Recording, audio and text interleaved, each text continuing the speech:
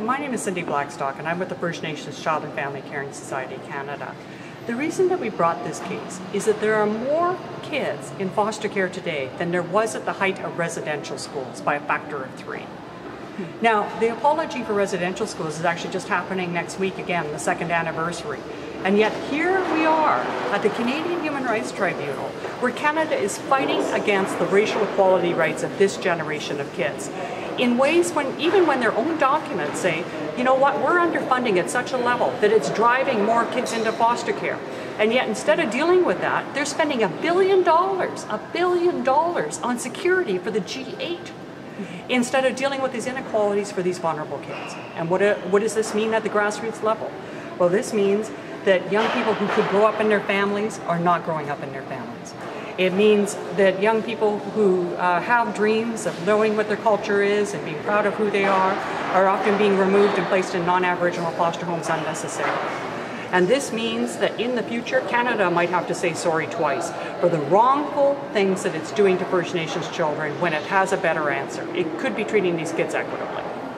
Well, a lot of our families are living in unbelievable poverty, and some people don't understand why that is. But the Indian Act, it's the only race-based act we have in the world, and it applies to First Nations in Canada.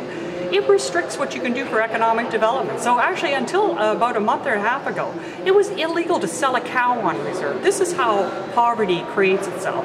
And so if you walk into a home on reserve, which is owned by the Government of Canada, not by First Nations, only 1 in 6 of them have clean water to drink.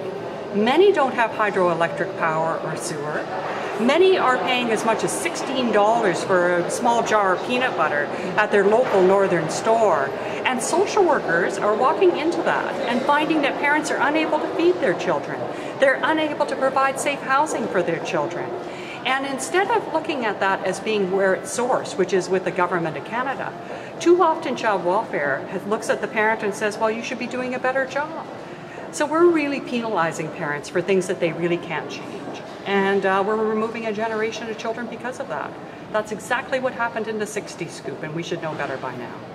What's happening here is that Canada has already lost 2 efforts in federal court to derail a hearing on whether they're racially discriminating against First Nations kids. Now, as a last-ditch effort, they're trying the same thing here at the tribunal.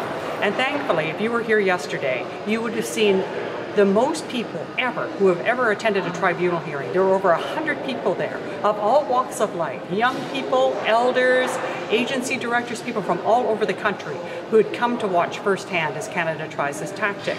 And I heard the arguments yesterday from Canada's Council. And what I heard is more concern about legal loopholes than I did about children. I mean, where are they on the question of whether children are being racially discriminated against? They don't deal with the question of the Auditor General's report. They don't deal with the question of the multiple documents in their own language that says the situation is dire. Instead, all they're worried about is trying to get off this on a legal loophole, and I think that's wrong.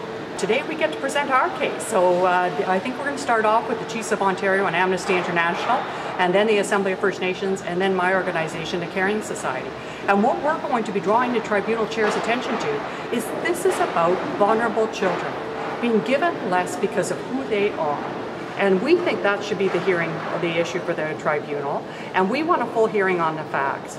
So I think our case is extremely strong, and I think that's why we've drawn so many people here from all over the country to watch it. And my hope is the tribunal chair will agree with the 2 federal court judges and say, this is ridiculous, Canada. This needs to be heard on the merits. This is one of the most fundamental questions of fairness for Canadians, and legal loopholes should not apply. At the opening prayer, we paid respect to Shannon Kustachin. This is a young First Nations woman who was advocating for safe schools for First Nations kids. Her own elementary school sits on a site contaminated by 30,000 gallons of diesel fuel. And what is so crazy is she was part of a grade 8 class that fundraised for their graduation. And when the Minister of Indian Affairs said they wouldn't fund a school, she canceled that trip and she came down here to Ottawa to meet with Minister Strahl, the Minister of INAC, to ask for a safe school. And he said they couldn't afford it. And she said, I don't believe them, and I'm going to continue to fight so that every child in this country has a safe school they can feel proud of. And she did that. She was one of 45 kids nominated for the International Children's Peace Prize given out by the Nobel laureates. She spoke to union executives, to church groups, to anyone who would listen about the importance of every child being able to grow up, to be proud of who they are and have their dreams happen.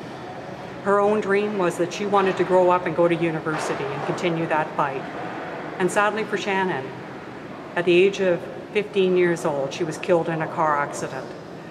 And we need to honor the vision of kids like that. You know, when government says be patient, it's kids like Shannon who are the ones that are losing out in the meantime. We don't have time to wait for equality. It should be happening right now. So in Shannon's spirit, I really commend all of the people watching this. Do what you can to make sure government treats kids equitably. On our website, fnCaringSociety.com, we have 7 free ways to make a difference for First Nations kids. They're free, they cost nothing, and they take under 2 minutes. And one of them is supporting the Attawapiskat School campaign, which is the school that Shannon worked so hard for. And the other one is the I Am a Witness campaign, which asks Canadians just to watch over this tribunal, to come listen to Canada's case, listen to our case, and then make up their own minds about whether people are being treated fairly here by the Canadian government. And currently, we have over 5,500 witnesses. It makes it the most formally watched court case in Canadian history. This time, First Nations children are not standing alone. Caring Canadians by the thousands are saying to the Canadian government, we're here to watch and we're here to hold you accountable.